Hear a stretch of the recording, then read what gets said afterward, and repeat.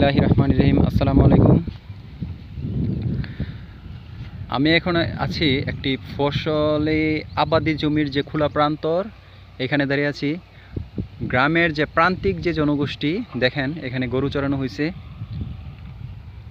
প্রত্যেক রাখালেরা এখানে গরু চড়ে, প্রত্যেক বাড়িতেই দু একটা করে গরু থাকে। তাদের গ্রামের যে ঐতিহ্য, আপনারা জানেন যে প্রত্যেক গৃহস্থ বাড়িতে গরু থাকে, তারা গরু পালে। এবং ও যে দেখা যাচ্ছে দূরে ইট ভাটা,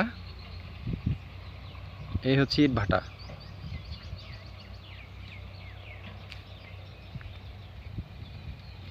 খোলা প্রান্তর, কোনো বৃষ্টি নেই। কয়েকদিন বৃষ্টি হয়েছিল, এই বৃষ্টির এতে এই পানিটা ধরে রাখছে।